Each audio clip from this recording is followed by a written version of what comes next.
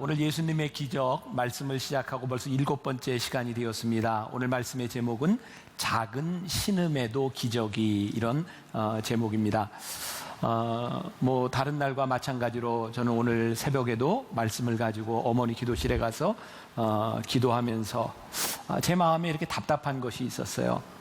기적에 대한 말씀을 우리가 계속 나누고 있는데 요즘 제가 접하는 우리 성도들의 많은 문제들, 정말 신음 같은 이야기들 들으면서, 하나님, 제가 무엇을 할 수 있을까요? 제가 해결할 수 있는 일이 없잖아요. 네, 아침에 하나님께서 저에게 주신 평안한 마음은, 그래, 주님의 마음으로 목회자인 제가 할 수 있는 역할이 하나님과 우리 교인들 사이를 연결하는 일이구나. 오늘 말씀을 통해서 우리 성도들을 하나님 앞으로 인도하는 그런 역할이구나. 그래서 제가 부담이 아닌 하나님께서 저에게 주신 사명으로 알고 말씀을 전하려고 합니다. 오늘 이 시간에도 여러분들 중에 누군가가 이 말씀의 주인공이 될 수 있기를 주님의 이름으로 간절히 소원합니다. 오늘 말씀은 여러분들이 이제 주목해서 볼 필요가 있는데요. 말씀을 여러분들이 얼마나 주의 깊게 들으셨는지 모르지만 오늘 이 말씀의 본문을 가지고 설교하는 것이 무척 힘이 듭니다. 왜냐하면 복음서에 나와 있는 기적 중에 가장 간단하게 나와 있는 기적의 이야기고요. 오늘 기적의 이야기는 예수님께서 시몬 베드로의 장모의 집에 들어가서 열병을 앓고 있는 장모를 손으로 일으키셨다. 이게 끝입니다. 그러니까 여러분들이 저 본문으로 어떤 설교를 할 건가, 그런 고민을 가지고 들으시면 이유를 또 알 수 있지 않을까 하는 생각이 듭니다. 우리가 말씀을 읽는 방법 중에 하나가 늘 어떤 시, 그리고 장소, 처음에 그 문장을 우리들이 주목해 볼 필요가 있는데, 오늘도 본문 말씀이 그렇게 시작하고 있죠.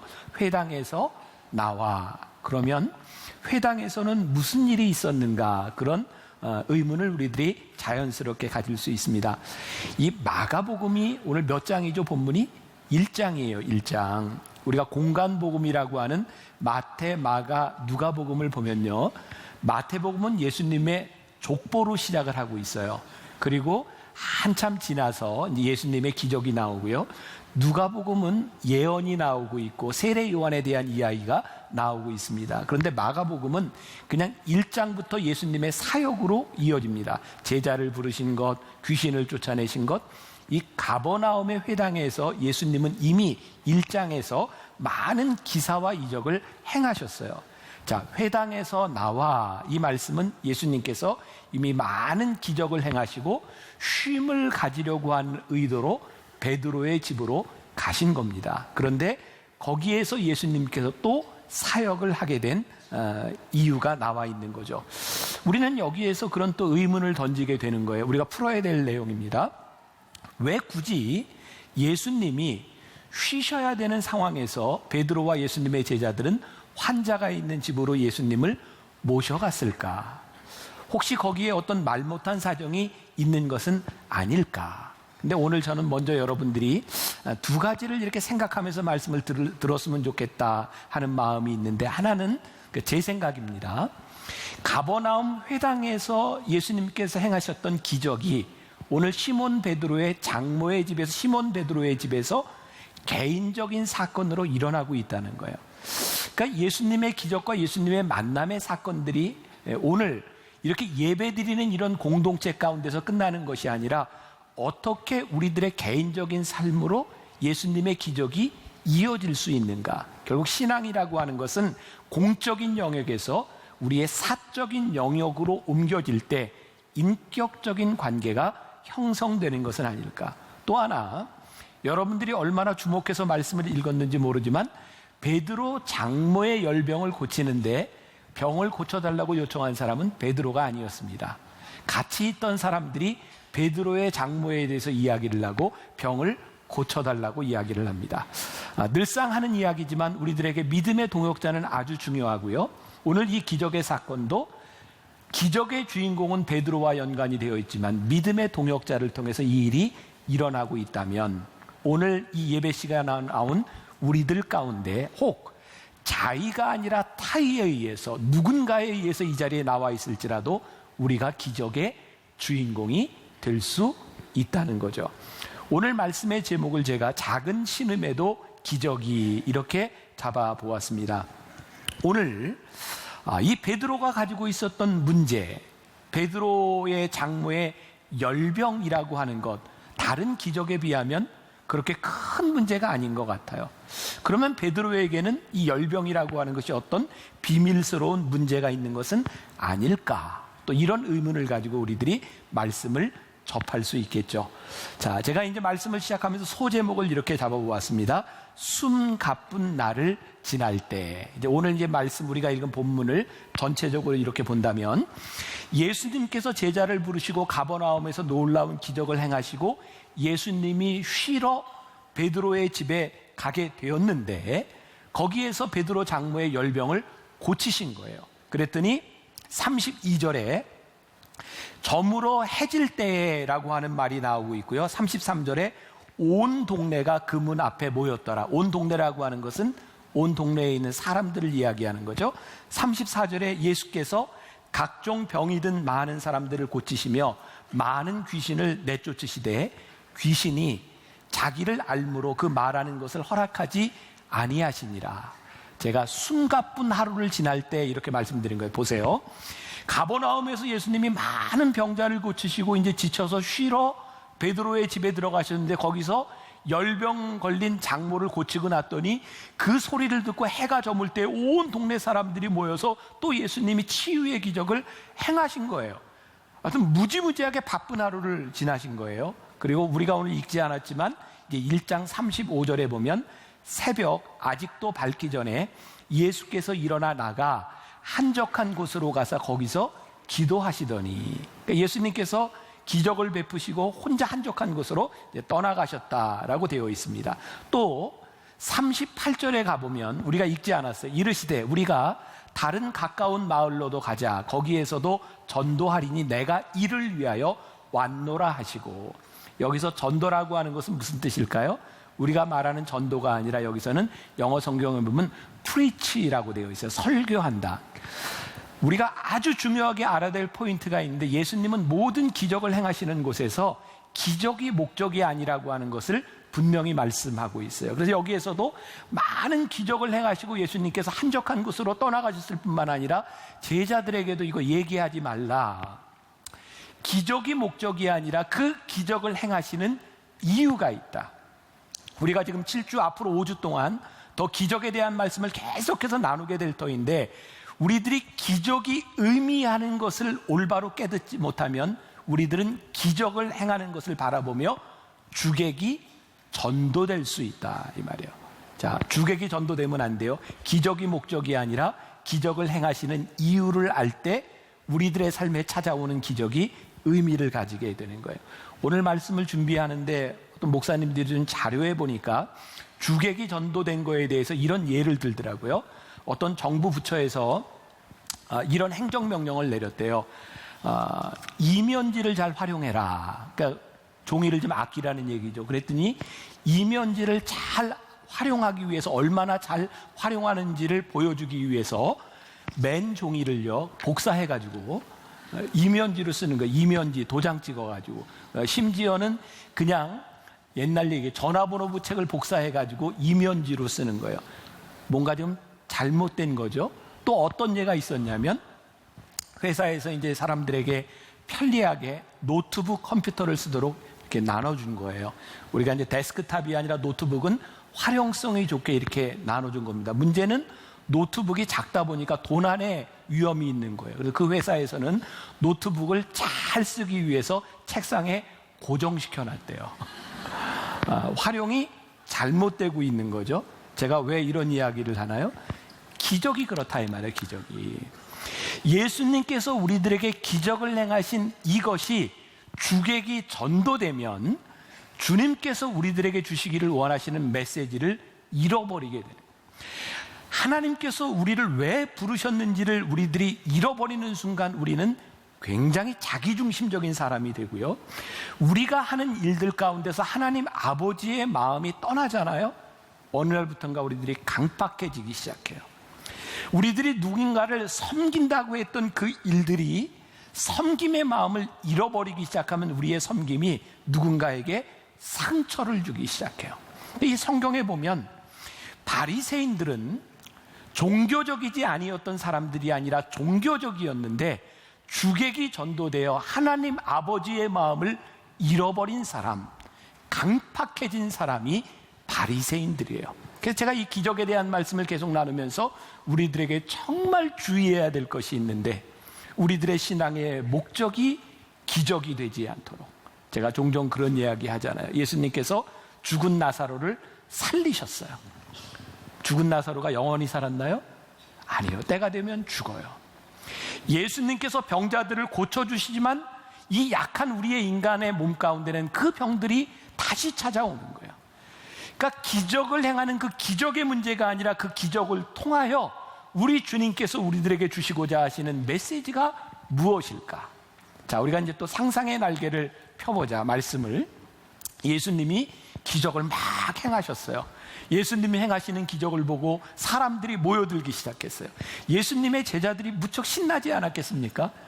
사람들이 너무너무 많으니까 누군가 기도를 받아야 되는데 사람들이 제자들에게 부탁하지 않았을까요? 아, 내가 예수님 좀 만날 수 없을까요? 뒤에다 이렇게 좀 만나게 해줘. 막 이러지 않았을까요?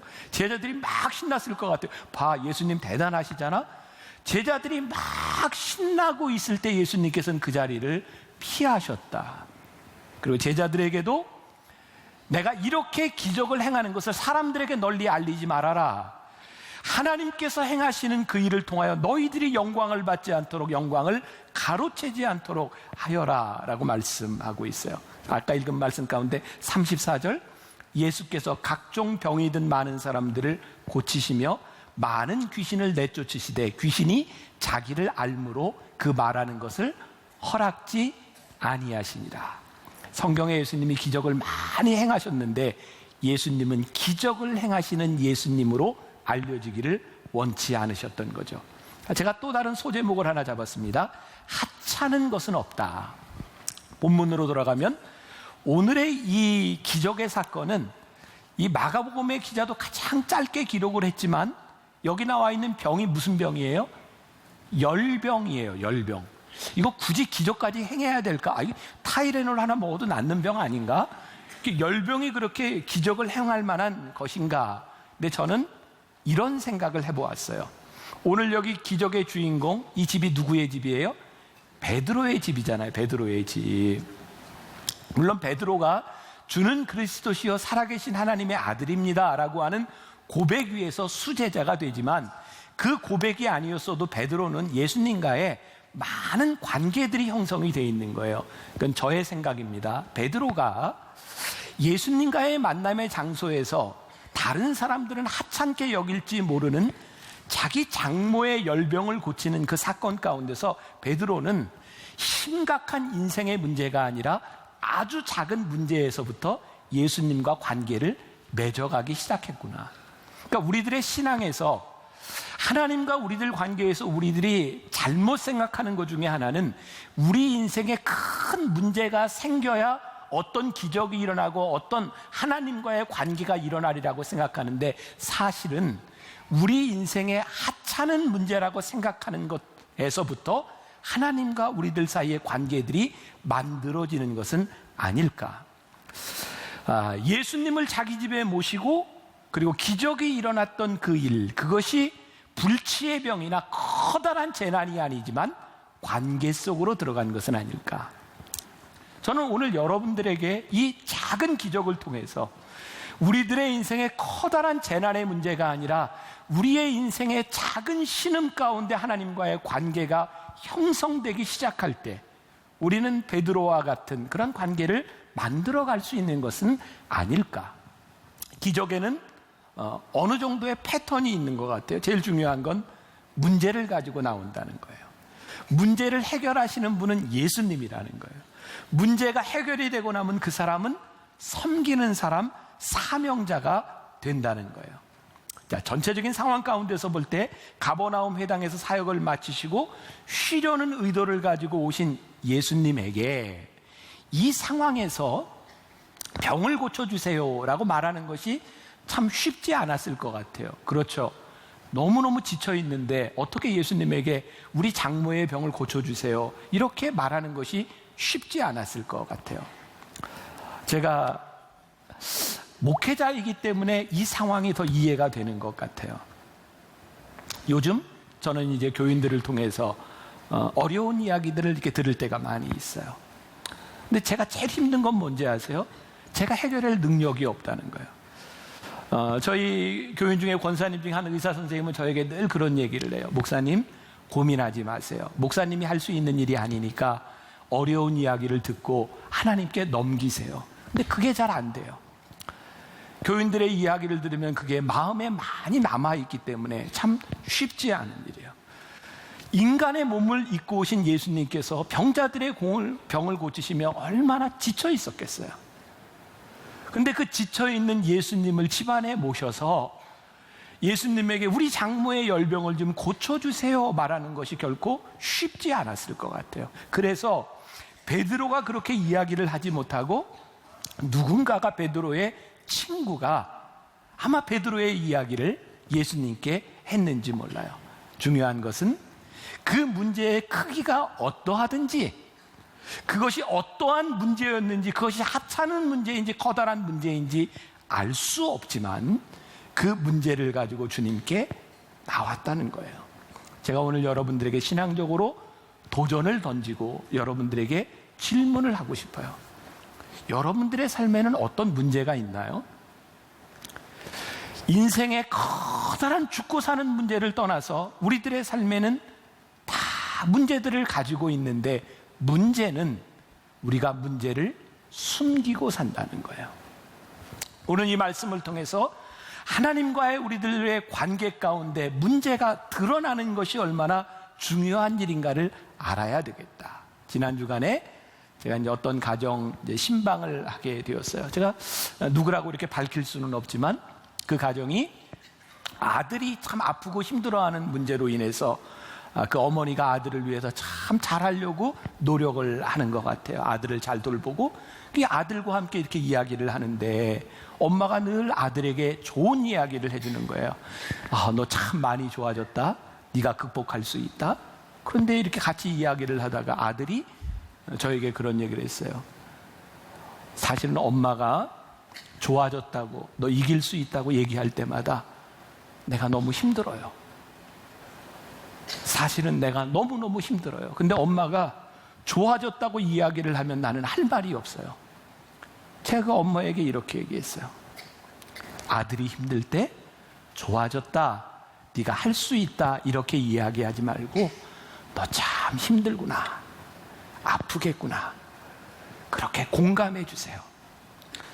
저는 오늘 우리들이 하나님 앞에 우리들의 문제를 가지고 나왔을 때, 아니 제가 목사로서 목회를 하면서 여러분들의 문제들을 제가 보았을 때 인간인 제가 해결할 수 없을 때라도 정말 귀한 것은 네가 아프구나, 힘들구나, 네가 신음하고 있구나.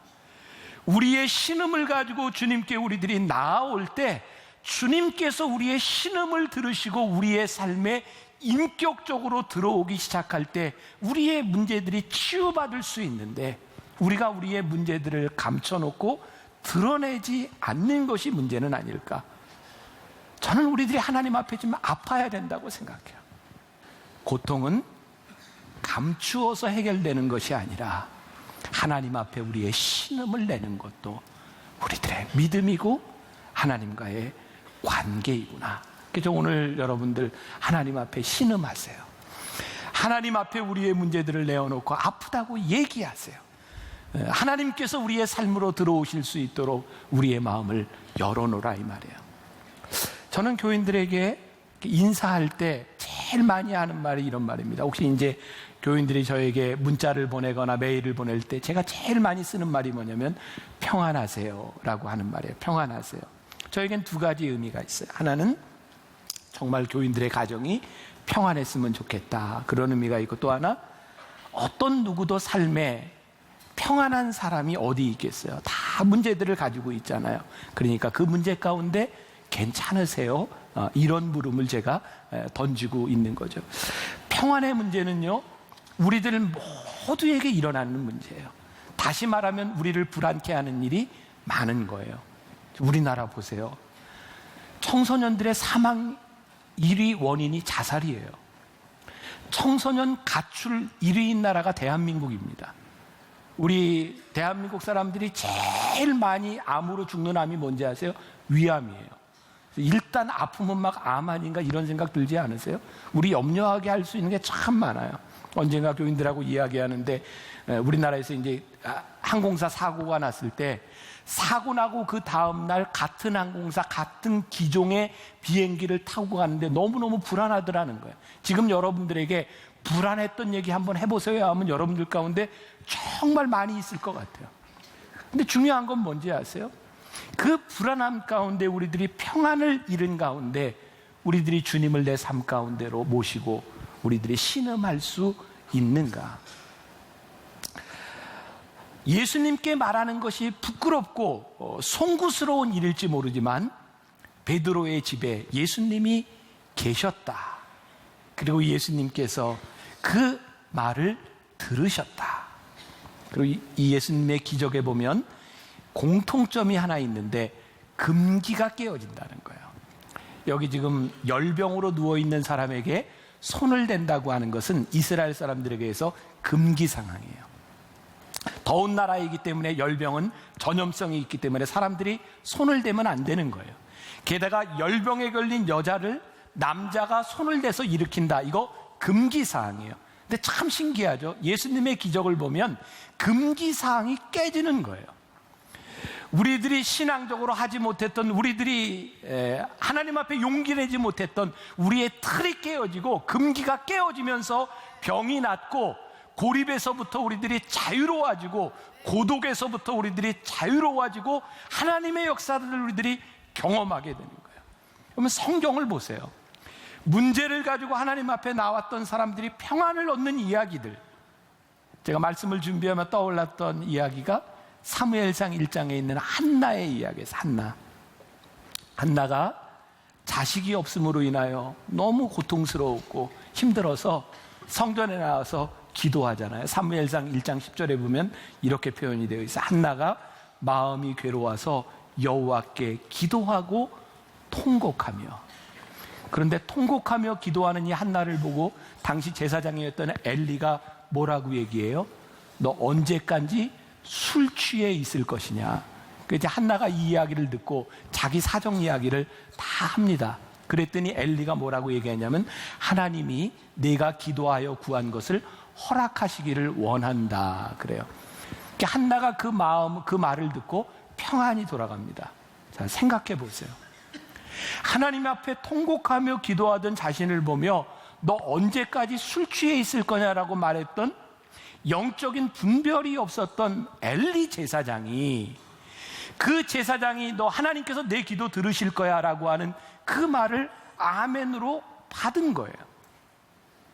제가 목사이기 때문에 제가 오늘 이 자리에서 설교를 하고 여러분들에게 말씀을 전하며 저에게 똑같은 생각이 드는 거예요. 하나님, 제가 무슨 자격으로, 어떤 능력으로, 어떤 인격으로 우리 교인들에게 평안하라고 이야기를 하며 어떤 자격으로 제가 치유할 수 있겠습니까? 하나님, 저에게는 그런 자격이 없습니다. 근데 하나님께서 저에게 주시는 마음이 너에게 자격이 아니라 내가 제사장으로, 네가 목회자로, 설교자로 교인들을 향하여 네가 그렇게 이야기했으면 좋겠다. 너의 기도가 응답되기를 원합니다 라고 말할 때에 그것을 아멘으로 받아들이는 교인들의 삶을 통해 그들에게 평안이 임하기를 구하라. 오늘 제가 새벽에 기도하며 하나님께서 저에게 주셨던 마음이었어요. 저의 자격이 아니라, 다른 능력이 아니라 하나님께서 여러분들을 평안케 하시기를 원하신다는 그 말씀이 여러분들의 삶에 개인적으로, 주관적으로, 관계 속으로 들어갈 수 있으면 좋겠다. 신앙은 보편적인 것에서 개인적인 사건으로 옮겨지는 거예요. 신앙은 객관적으로 일어났던 사건이 내 삶의 주관적인 사건으로 일어나는 거예요. 가버나움 회등에서 많은 기적을 일으키신 예수님을 자기 개인의 집으로 모셔가서 주님과의 인격적인 만남이 일어났던 것처럼 공적인 장소에서 시작된 신앙이 우리들의 삶의 사적인 영역으로 들어오는 거예요. 그래서 우리 주님과의 관계가 시작되는 거예요. 오늘 말씀의 주인공인 이 여인이 나음을 얻고 나서 예수님과 제자들을 수종들었다 그래요. 참 상황이 이것도 참 이해하기 힘들죠. 아니 바로 이렇게 세웠는데 그 여인을 그렇게 부려먹어야 되겠어요? 근데 생각해보면 아마 거기에 수종들 만한 사람이 아무도 없었을지도 몰라요. 근데 그것보다 제가 하나 더 가능성 있는 것은 이 여인이 나음을 얻었을 때 기꺼이 내가 예수님을 수종들고 싶다는 마음이 들지 않았을까요? 그게 저는 신앙생활을 하면서 내가 표현을 잘못했구나. 종종 교인들에게 저 사람은 저렇게 예수를 믿으면서 섬김이 없을까, 봉사가 없을까. 사실은 섬김과 봉사의 문제가 아니라 은혜가 없는 거구나. 우리들이 하나님을 믿으면서 누군가를 섬길 수 없는 사람이라면 우리의 인생에 들어오셔서 우리의 삶을 바꿔주신 그 은혜가 없기 때문에 우리들이 움직여지지 않는 것은 아닐까. 오늘 제가 마지막으로 이런 소제목을 잡았어요. 그리고 일상 속으로. 이 베드로의 장모였던 이 여인에게 가장 큰 축복이 무엇인가? 오늘 31절에 나아가사 그 손을 잡아 일으키시니 열병이 떠나고 여자가 그들에게 수종드니라. 아마 여자가 할 수 있는 일, 수종드는 일, 음식을 준비하는 일, 이 여자의 삶이 일상으로 돌아갔구나. 제가 지난주에 만났던 한 가정이에요. 여러분들에게 누구라고 얘기는 못하겠지만 그분이 지난 5년 동안 사업을 하면서 25억을 손해봤대요. 놀래주세요. 25억을 손해봤대요. 세상에 25억을 손해봤는데 너무너무 기쁘고 감사하다는 거예요. 세상에 이런 사람이 다 있어요.